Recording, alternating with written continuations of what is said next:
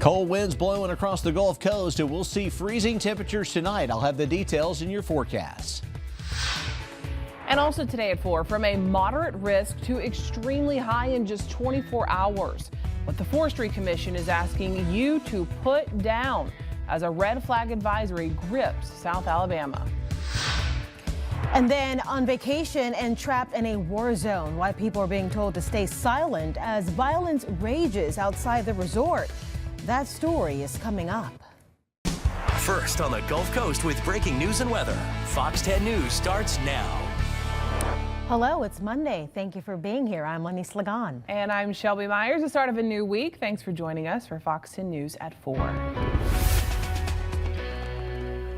And your weather is first today. We have a fire warning in effect. The combination of the wind we have out there and that low humidity. Yeah, our Hal Sherrick's going to be talking more about that today. Jason, I was looking, and this seems to be a lot of areas experiencing these conditions. And there's smoke on the horizon right there in that shot. If you look past the cranes there, you can kind of see way off in Baldwin County near Kearney. We've got a woods fire there in that area right now. This is exactly what they're trying to prevent. Yeah, and you know, it doesn't take much when you see conditions that are this dry. And it's not just the lack of rainfall, because we actually had some rain lately, but it's the low humidity and the wind. The perfect combination. Well, we'll take a look at that. Plus, we'll talk about those cold temperatures right now. Look at the winds. It's north-northwest at 22 miles an hour. The dew point is 16. So that is super dry air that's in place across the area right now. And this is how cold we expect it to be tonight. We've got a freeze in the forecast for tonight. 27 for Mobile predicted for tonight, 31 in Pensacola. And yes, some of the azaleas tried to bloom a little early this year. And so this is not exactly ideal. We are looking at temperatures in the mid-20s in the inland spots. We're going to have a light to moderate freeze. We don't expect hard freezing temperatures tonight, but it will be a cold one tonight. 31 in Pensacola. If we look at the satellite picture, it doesn't appear like much is going on. But if we switch over to radar, we've actually seen on reflectivity the signs of a woods fire here right between I-65 and I-10, and there's a red flag fire weather warning, outdoor burning. You can't do that today, and it looks like it is going to be dry for tomorrow as well. Here is the reflectivity, and it shows that woods fire. The source of it's going to be about right here, and you know it's a big fire when you can see a smoke plume that is actually picked up by radar. The radar can see the particulates in the air, and so it's pushing smoke down along Highway 112 all the way down to Gateswood. But this one is going to be between Bay Minette and Phillipsville and over the rural parts of Baldwin County. And it looks like the source of that pretty close to US 31, a little bit on the south side of US 31 between Bay Minette and Ardmore. Our temperatures over the next 10 hours are going to be dropping steadily. It's going to be a colder night, and we're going to have the wind with it, so we will see a wind chill tonight that will be dropping into the 20s. Air temperatures dropping off below freezing after midnight tonight. Coming up in the forecast, we do have warmer weather coming back. But we also have some rain to talk about in your extended forecast. Shelby? All right, Jason, thank you for that update. And speaking of, a strong warning from the National Weather Service as that red flag advisory we've been talking about has been issued for outdoor burning in South Alabama.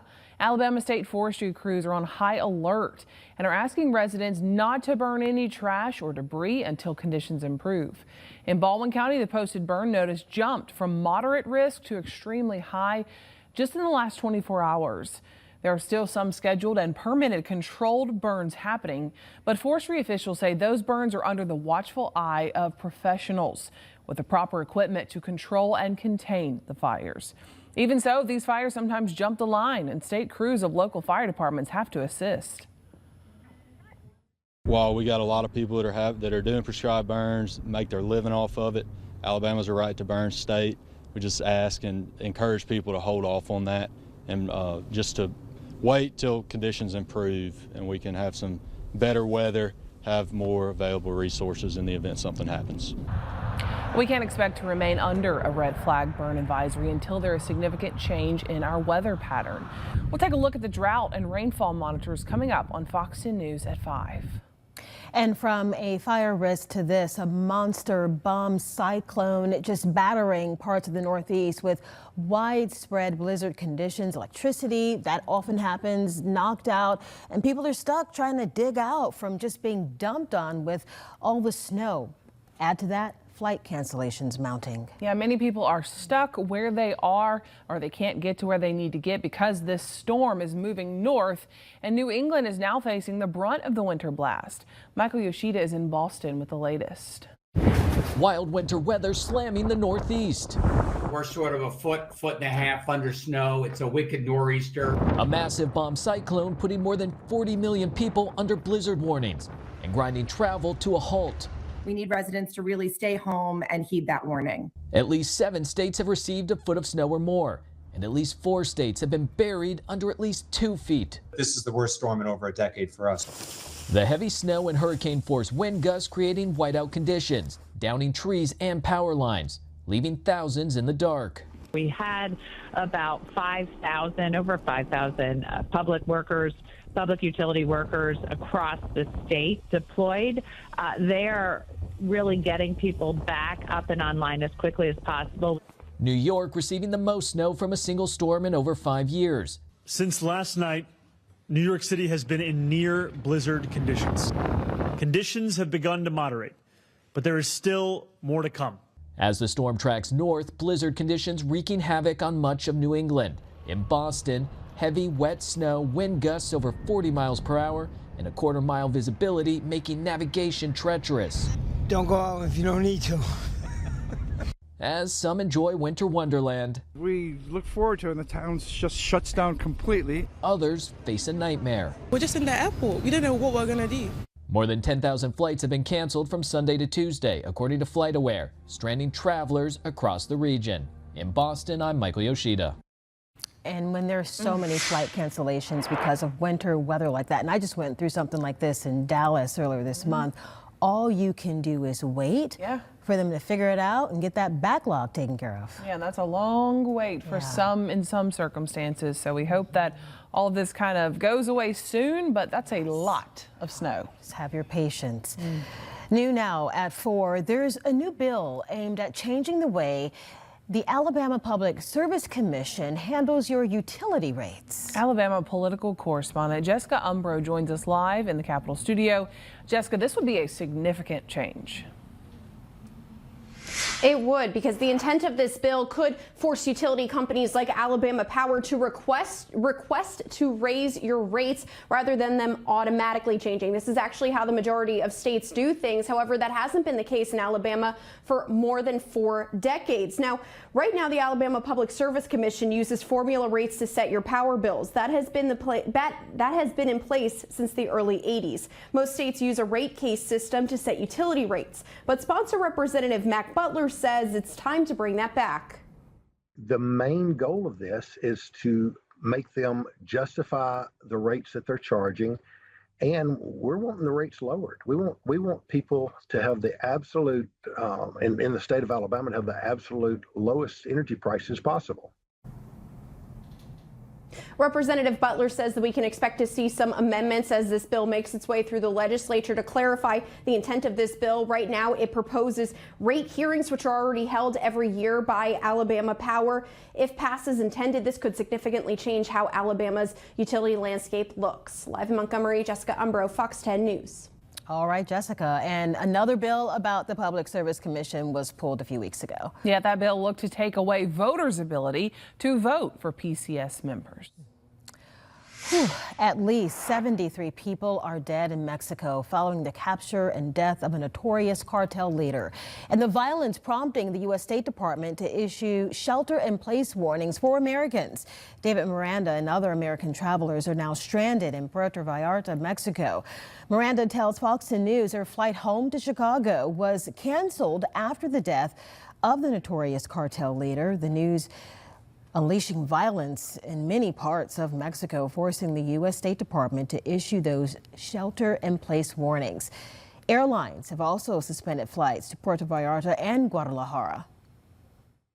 If you love your life, stay here. Don't go anywhere. The only worry is food, water. Everything is closed. Everything is It's like a ghost town. It's like there's no Ubers, no taxis, no buses. It's a tourist place, something that's supposed to be beach therapy, ended up being traumatizing for a lot of people here. Wow, and now you're seeing some of the residual from that. The warnings forcing people to just hunker down at the airport there. Again, El Mencho was the boss of one of the fastest growing criminal networks in Mexico, known for trafficking fentanyl, meth, and cocaine to the United States. Well, Nick Reiner appears in a Los Angeles courtroom today. The 32-year-old son of iconic director Rob Reiner pleading not guilty to 2 counts of first-degree murder in the fatal stabbing of his father and his mother, Michelle Singer Reiner, on December 14th. Reiner has been held without bail since his arrest, which took place hours after the stabbings. He is expected to return to court for his preliminary hearing April 29th.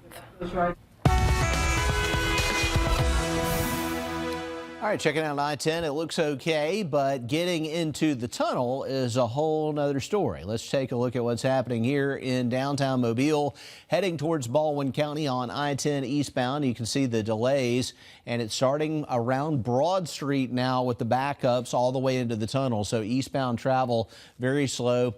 If you're going to take an alternate route and try and take the Bankhead Tunnel, Government Street is backed up to Broad Street right now as well. So eastbound, tough going today. Looks good across Baldwin County, and in Pensacola, no major problems, but we do have problems at the tunnel. We'll have more on that as we continue to track your traffic here on Fox 10 News at 4. Also at 4, the numbers are in. The State of the Bay report for Mobile has been released. What it means for you in a live studio interview next. Plus, could artificial intelligence be the key to getting out of debt? Why thousands of people are turning to ChatGPT for help with their money, but the warning you need to know first before you enter in your financial secrets. Let's take a look outside on this Monday, starting the week with crazy conditions out there. And again, the fire warnings that we've been talking about. Thank you for watching Fox 10 News at 4. Stay close. Welcome back, and thank you for staying with Fox News at 4. Mobile Bay National Estuary Program has just released its newest State of the Bay report, giving you a glimpse of the health of Mobile Bay. So here to talk more about what this means for the community is the Executive Director of the Estuary Program, Jason Kadoulis. Yes. Thank you. Listen, congratulations, because I know this is relatively new for you. You started in this role in January? Yeah, February 1st. Okay, all right. So how does it feel? It feels great. I've been with the program about a decade, but to have the opportunity to step into this role is really an honor. Yeah, and that was beneficial for you too, because you have seen the progression, the history, you're familiar with all of this. So that gave you some insight going into it, yes? Yeah, institutional knowledge is invaluable. Being able to connect with our partners, our scientists, our staff, and really work together with those existing relationships. Now, speaking of relationships, I know this was a partnership to get this latest study, and I asked you, when was the last time this was conducted? And you said when? 2008 was the last State of the Bay. Okay, 2008. And this was a partnership with who now?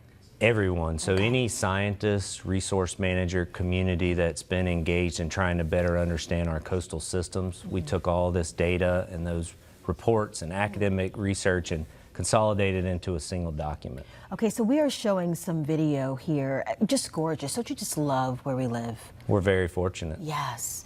And this was able to give you a snapshot, you said, of a number of things. Talk about it. Yeah, so when you look at coastal Alabama, there's everything that we enjoy about access, our beaches and shorelines, our heritage and culture, our resilience, water quality, all of those things matter. And so to be able to distill that down into a report that tells us, are we getting better or are we getting worse for some of those things, is something that we've had in our hand in a long time. So are we getting better?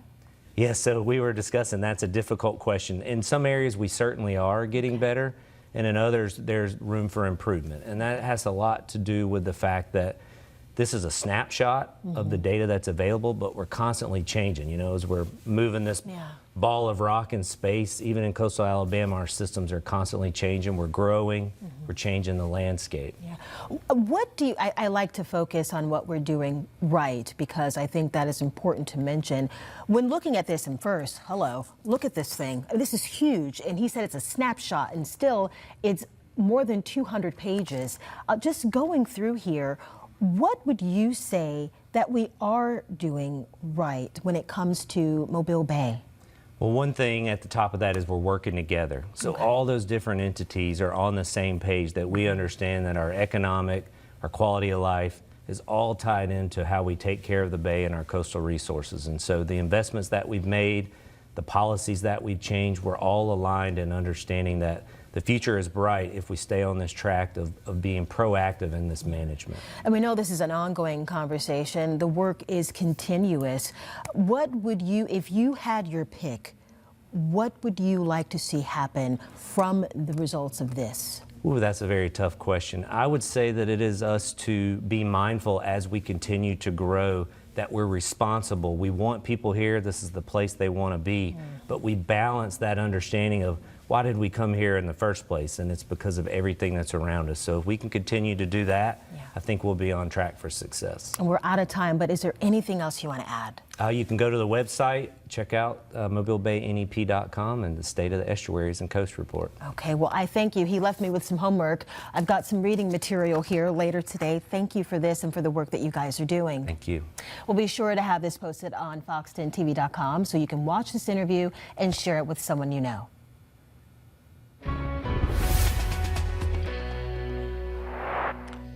All right, downtown Mobile right now, blue skies with our all-in credit union camera, and everything looks okay except the traffic eastbound at the Wallace Tunnel is looking pretty terrible right now. And checking out our forecast temperatures for tonight, as you probably expect, with this front and the noticeably colder air, we're going to see a light to moderate freeze in our area tonight.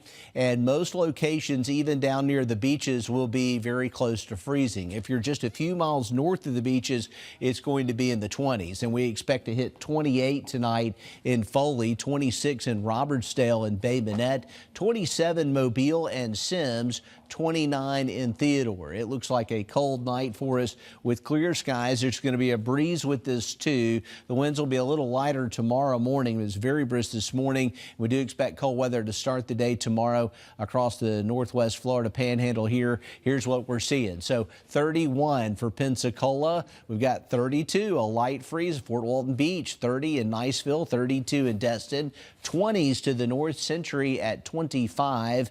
Further up, a little bit colder, but we'll still see mid-20s pretty much throughout. Clark County, Washington County, and Monroe County will be in the mid-20s over into Escambia County as well. Bruton at 25, 25 in Castleberry, and 25 in Grove Hill. As we look at Leakesville, overnight low near 27. Same thing for Lucedale.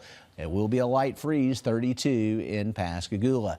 The winds are up, and that's why it feels pretty chilly out there today. Winds sustained at 22 miles an hour right now in Pensacola, 17 miles an hour in Mobile, and that's why we have that high fire danger today. And there is what appears to be some form of a forest fire or woods fire here. I can't tell if it's controlled burn or not. Not a good day to be doing a controlled burn with that red flag warning showing up there. And we are looking at extremely dangerous weather for burning outside, high fire danger because of the wind and the super dry air in the area.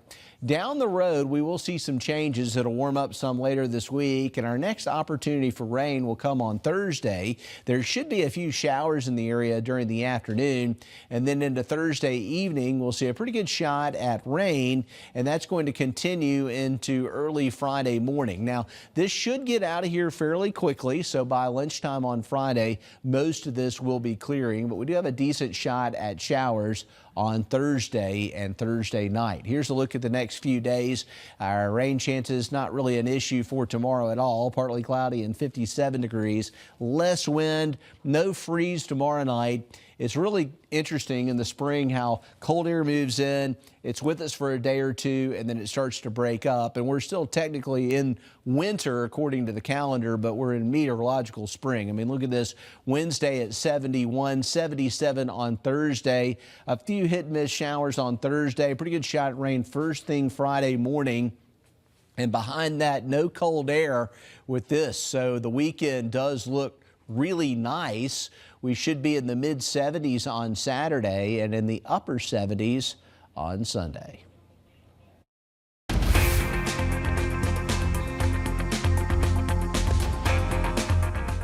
More Americans are trusting artificial intelligence with their wallets. According to Credit Karma, the second most common use for AI is financial advice. In today's Watching Your Wallet, consumer investigator Rachel DePompa looks at how people are using the platforms. A nonprofit that provides people with free credit counseling, Money Management International, says 30% of all online counseling sessions last October came from referrals from artificial intelligence platforms. Certified credit counselor with MMI, Marla Puckett, says that means people are actively searching AI for money help. In fact, she says just in the last month, 1,000 people came to MMI through ChatGPT. Folks are really buckling down with this economy, and the credit card usage has gone up. Folks are getting deeper into debt, and the interest rates aren't going down. Interest rates keep going up, and so we're seeing a lot of folks looking for help with that. Puckett says a lot of people like how anonymous they feel on AI. It's a way to secretly ask financial questions without the judgment, especially for the younger generations. What I do is what's called debt and budget counseling. I help folks to learn how to budget, set up that budget, help with their credit cards, get interest rates reduced, payments reduced so that they're easier to handle. But we also offer a number of other services in the financial realm. Puckett says she's still leery about AI, but she's glad it's leading people to nonprofits and not scammers. And a reminder, many experts say it's not safe to put personal financial information into AI platforms, but it's okay to use it for broad financial concepts, questions, budget templates. With this Watching Your Wallet, I'm Rachel DePompa. When we come back, find out why the movie One Battle After Another is winning awards and emerging as an Oscar favorite. Today's Hollywood Minute is next. Lexus of Mobile is proud to sponsor the Fox 10 Pledge of Allegiance. I pledge allegiance to the flag of the United States of America and to the republic for which it stands, one nation, under God, indivisible, with liberty and justice for all. The Fox 10 Pledge of Allegiance. Join Fox 10 in celebrating We the People. Proudly sponsored by All In Credit Union.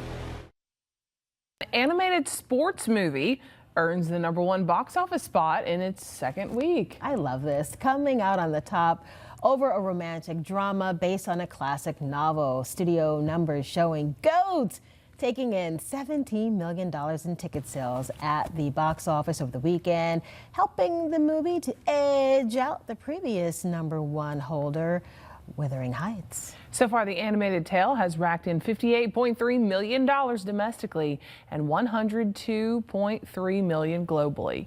Meanwhile, Wuthering Heights placed second at the box office with $14.2 million. And coming in third, I Can Only Imagine 2 at $8 million. So do you remember when we first talked about GOAT when they were making it with Steph Curry and all? Yes. Oh, I was so excited about seeing it. Then it came out and... Have you seen it? No. Oh, you got to tell me about it. I probably would not go. Oh, you don't I think won't. Baker would like this? He would. Yeah? He would. I haven't taken him to the movies yet. No? He's just 3. I feel like he'd be a wild child in the movie theater, though. It depends on the movie. So I remember my son, the first movie I took him to see was Cars, and I want to say he was 4. Okay. So yeah, maybe wait a little bit. But he loves the show. He'll be fine. Toy Story 3. I mean, whoa, 5. We're way past that. I think we'll take him for that one. Okay, that'll be a good one. Well, as we are heading into Oscar night, the one movie a lot of people keep talking about, it might be the contender. David Daniel explains why in today's Hollywood Minute. 60 lockjaw just attacked my home. And I cannot remember, for the life of my only child, the answer to your question. One battle after another has dominated another award show, this time the British Academy's BAFTAs. The darkly comic action epic won 6 awards, including Best Film and Best Director for Paul Thomas Anderson. Connie Glass, you're a spy. Nothing gets past the feds, does it? Come on, we got work to do. CIA stars Tom Ellis as an operative who reluctantly teams with an FBI agent played by Nick Gelfus. Ellis says one thing that drew him to the show was filming in New York. Shooting out in the street in New York is a real experience, and one that I've never experienced before in my career. In that, normally when you're shooting outside, the area that you're shooting is locked off and that it's not open to the public. We don't really have that luxury in New York because nobody stops for anything. So, there are scenes in the show where, Nick and I are weaving our way through public and traffic and people taking selfies, and it's all real, essentially. CIA debuts today on CBS and Paramount Plus. In Hollywood, I'm David Daniels. Next up, it is the final week of Heart Health Month. We're going to talk about how spirituality can play a part in boosting our bodies. We'll also have this story for you. Quite honestly, we are yet to completely understand how it comes about, what causes it, what are the drivers. It's a disease that continues to confound doctors. What ALS is and what signs you need to look out for when Fox 10 News at 4 returns. Committed to you. This is Fox 10 News. Welcome back, and thank you for staying with Fox News at 4. We continue the conversation about heart health. It is the month of February, and that's the perfect time to have those discussions. Today, we're looking at the role that faith can have on your physical health. So we have 2 special guests in the studio. Ladies, I'll have you introduce yourself, and we'll start with you, Ms. Melton. My name is Sheliskia Melton, and I am the founder and president of the Melton Health and Faith Corporation. Awesome. And my name is Shakisha Clemens. I am a fitness instructor for Bounce Back Body. Okay, so during the month of February, we're encouraged to talk about heart health. And I reached out to you because I wanted to know how your organization is helping people to take better care of their hearts. Tell us a little bit about what you offer. Okay, we promote healthy lifestyle awareness to individuals, communities, and families. And we start off with a 5K walk, 1 mile fun run walk. Get the participants healthy and moving and motivated to get their heart rate going. Right. Yes. Exercise is so instrumental to helping your health, and it's fun when you do it as a group. And that's where you come in because you're helping as a fitness instructor. Yes, ma'am. Yes. So, yes, we come in as a group. We work out together. We motivate each other. We inspire each other. We push each other to our limits, and that's what we do for the 5K walk. We talk about how heart disease affects, someone, if not yourself. Do either of you have a personal story? Yes, she has a personal story. Yes, I actually do. So when I became pregnant with my second daughter, I found out that I had pericarditis, which is a heart disease. Basically, you have fluid around your heart. And so I was already introduced to fitness. I was already working in that realm. And so by that, me having that heart condition, it made it a little bit harder for me to do a lot of things throughout my pregnancy. Right. So once I was able to, after I had my baby and come back from that pregnancy, I regained myself back by doing a lot of cardio, eating right, changing my eating habits, the way that I drink, the way that I sleep at night, and it just a lot of stuff just plays a part with that. So yes, ma'am. All very important. Yes. Now, when it comes to the walk, that's later in October, right? That's October the 17th. Yes, it is. Okay. October 17th, and it will be held at Mardi Gras Park from 8 a.m. to 2 p.m. Yes, so we start off with the 5K walk, 1 mile fun run walk, and after that it's the expo. Okay. And so we focus on the spiritual, mind, body, and soul, holistic. And now explain that, elaborate a little bit more. How do you focus on those areas? What do you offer? Okay, we offer diet, exercise, fitness experts, Yes, ma'am. So what we do, we rejuvenate the body and mind. We have a health fair expo, and we have like USA, they're out there, Mobile County Health Department, other entities, various entities out there to educate the community and get them on the right path. And this is all coming up in October. If someone wants to register and go on out there, what is your final message to someone watching about the importance of taking care of your heart? Well, my final message is that our bodies, you know, we're living is a temple of the Holy Ghost. And so we are here for God's glory. Yeah, so we have to align our bodies and align our minds up with the Word of God. Yes, and so that eliminates stress and depression and, you know, heart disease. Well, thank you for coming in and sitting down with us. And again, we'll have that registration information for you on fox10tv.com so you can share it with someone you know. Look for it shortly after this newscast. Well, next Friday, Fox 10 and Infirmary Health are hosting a free heart health screening event. You'll get a complete cholesterol screening and blood pressure check with just a simple finger stick. And those results come back in 5 minutes. No fasting is required. We encourage you to take part in our Show Your Heart Some Love event the morning of February 27th from 8 to 11. A healthcare professional will review your results on the spot. Pregnancy could alter brain function, affecting the adapting skills needed for motherhood. Researchers in the Netherlands performed brain scans on 110 women, including first-time mothers, second-time moms, and even childless women. Results showed during a first pregnancy, the greatest changes occur in the default mode network, the brain system responsible for self-reflection and mind wandering. First-time moms tend to have brain changes related to postpartum depression. Brain function for women having a second child tends to be not as strong, as was linked to depression during pregnancy. Well, in an emotional message released after his death, actor Eric Dane reflects on his marriage to actress Rebecca Gayheart, as well as leave a goodbye for his daughters. Yeah, a lot of people seeing that on social media. He died Thursday after announcing last April that he was battling amyotrophic lateral sclerosis, also known as Lou Gehrig's disease. While some treatments may help slow the progression of the disorder, at this time, there's no cure for ALS. And this Health Minute Mandy Gaither has a look at the flags to look out for and explains why this disease continues to confound researchers. It became more internationally known in 1941 by the beloved baseball player for which it was named. But ALS, or Lou Gehrig's disease, was first identified in 1869 by a French neurologist. And still today, there's no cure. Quite honestly, we are yet to completely understand how it comes about, what causes it, what are the drivers. Dr. John Morin with Cleveland Clinic says a small minority of ALS cases are genetic, but often there's no clear cause, making it hard to figure out a way to prevent it or reverse damage and stop disease progression.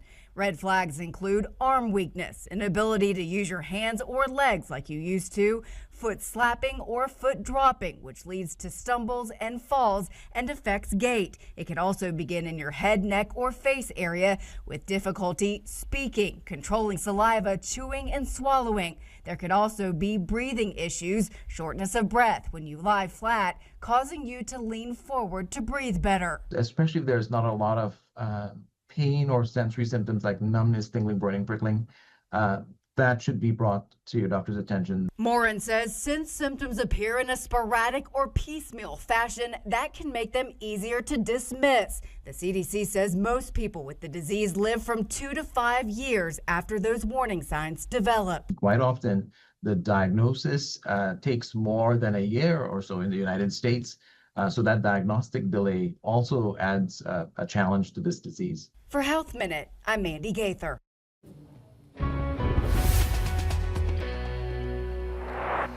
All right, looking outside right now from the Admiral, our Eastern Shore Toyota Hyundai Camry, blue skies out there right now, and that's courtesy of a big deep trough coming through the eastern United States. A lot of cold air starting to spill into the region. We're tracking that here on our Fox 10 weather app. We've got an update with Nicholas on the forecast temperatures for today, tonight, and in the extended outlook as well. All right, here's what we saw. This is one of the pictures that came into us. This deep trough is also creating a snow fest going on in the northeastern United States. This is a nor'easter style storm, one of the strongest nor'easters since the 1970s. It's about a 50-year historical event here, and this is a picture that comes in from the Bix in Furlong, Pennsylvania, and you can see, look at the chairs there. I mean, you can see just how much snow we're talking about piled up on the lawn furniture there. And estimated snowfall amounts, the deep blue is a foot or more. The highest totals we've seen are some locations like Providence, Rhode Island at 32 inches of snow. So we've seen some crazy snow totals going on in the New England states. The cold air we're seeing is on the backside of all that. No precip down here, but we do have a lot of dry air, and we're still looking at high fire danger through this evening with extremely low dew points and gusty winds. I know we just had some rain, but the air's so dry it really doesn't matter. 33 tomorrow morning in Pensacola. It's going to be cold. We'll have a lighter wind situation, maybe some patchy frost with that. Temperatures tomorrow afternoon in the low 50s. We still have that kind of winter-like feel to it. In Mobile, we'll wake up to near freezing conditions, and we'll warm up into the mid 50s in the afternoon. Right now, we're looking at 55 degrees as our current temperature. The wind is out of the north-northwest at 22 miles an hour. Coming up, we'll look at your 7-day forecast. Also, when we come back, we are highlighting one child ready for their forever family. Stay with us. This week's Hope for a Home is next. Want to get you caught up now on the stories we're working on for your Most Local News at 5. First, new information about a crash involving a train and a car in Mobile. This is all over the weekend. What we're finding out tonight. Yeah, and then a Baldwin County family is stranded at a resort in Mexico. It comes after the death of a cartel leader sparked violence there. And with excitement surrounding Team USA winning gold in hockey, we're getting an update about the sport's return to Mobile. We've got those stories and more for you in less than 15 minutes from now on Fox 10 News at 5. All right, let's look at our temperatures. Cold tonight, a light to moderate freeze across the area. We've got 20s all over the place, and we had the warmer weather, right? And we had temperatures, we had record highs late last week, and now here we had the all-time record for February with temperatures in the 80s, and now, boom, here comes winter right back with temperatures in the 20s for overnight lows tonight, 27 in Mobile, and it's that sharp contrast that makes it feel so cold. These are not the coldest readings of the winter by far, but definitely looking at quite the cold snap, and it feels like a late cold snap just because it was so warm. 31 in Pensacola, mid-20s to the north in Santa Rosa and Okaloosa counties. Everybody's seeing the cold air, and tonight will be our coldest night. We've got mid-20s. Look at Monroe County, Beatrice, Monroeville, Uri at 24, Clark County, Coffeyville at 25, Alma at 25, and Chatham in Washington County at 26, Admore at 24. Cold weather. Looking at Leakesville at 27. Same for Lucedale and Hurley. 32 in Pascagoula tonight. The winds are up right now. They're sustained at 22 miles an hour in Pensacola and 17 miles an hour in Mobile and Pascagoula. And we do have some smoke in the air from a woods fire that's going on near Highway 112 and US 31. The source of it somewhere right in here between Bay Minette and Phillipsville. And you can actually see the smoke from downtown Mobile if you look back off to the east. We are hopeful that that situation improves as humidity rises and the winds die down tonight. Looking at our futurecast, our GFS model shows a strong front getting into the region and then weakening by Thursday. And so when we get into Thursday night and Friday morning, we're going to have a pretty good shot at rain. And right now we're thinking rain and a few thunder showers mixed in. There could easily potentially be some thunder with this. By Friday, most of it's going to be past us after lunchtime, and then we will clear out in time for the weekend. It's a nice looking extended forecast. Here's what we're tracking. Tomorrow, freezing cold to start, 57 by afternoon, low 70s Wednesday, upper 70s Thursday. Rain chance Thursday 30%, better chance Thursday night and early Friday morning. We should be in the 70s with sunshine this weekend with dry conditions, so there are some better days ahead. We'll get out of this cold spell in just a couple of days.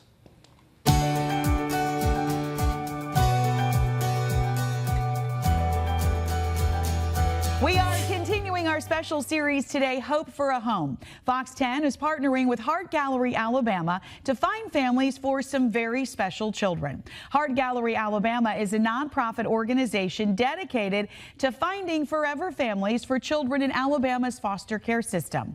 Today, we want you to meet Amelia.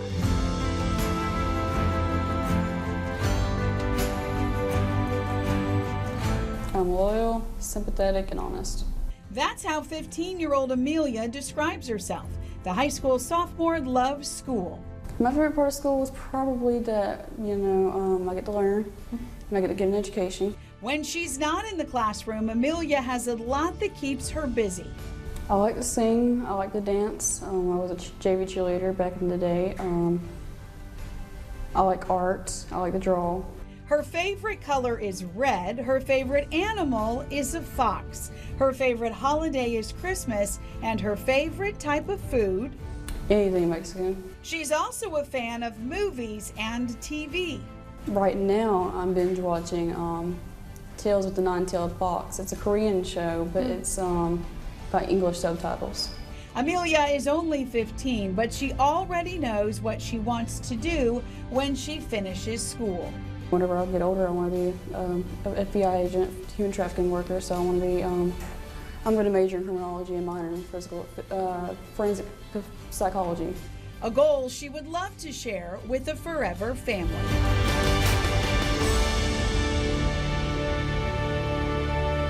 If you want to learn more about Heart Gallery Alabama's program or how to adopt a child from the foster care system, we have a link for you on our website, fox10tv.com, giving you a chance to complete your family and make dreams come true for a special child. You can watch this story and any of the other Hope for a Home stories we've done on our Fox 10 News Gulfstream TV app. Well, coming up at 4, we're going to take you inside a national cheer competition where deaf athletes shine, friendships form, and history is made. Stay close. About a dozen teams gathered in Council Bluffs, Iowa for the 4th annual National Deaf Cheerleading Competition. This is quite the story. Let's look at it now. From New Mexico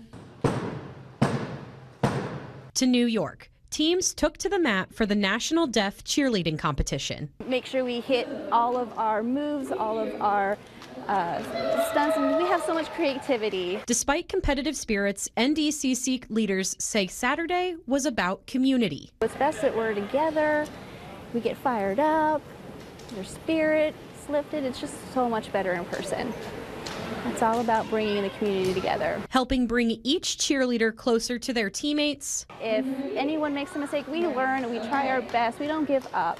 If one's missing or something happens, we'll still continue. We don't give up. While also giving them the chance to show off their sport. I like doing the stunts. I like flying. That's my favorite thing. I feel like I am flying in the air. And each athlete also supporting their competitors. I want other schools for the deaf to have this experience too. If they win, that's great. They can show it. They invest very much into it. When the students are sitting here and the kids come out on the floor to perform, they really go all out for them. Co-directors Levi Mathis and Jennifer Alka say the most important part is giving the kids a place to shine.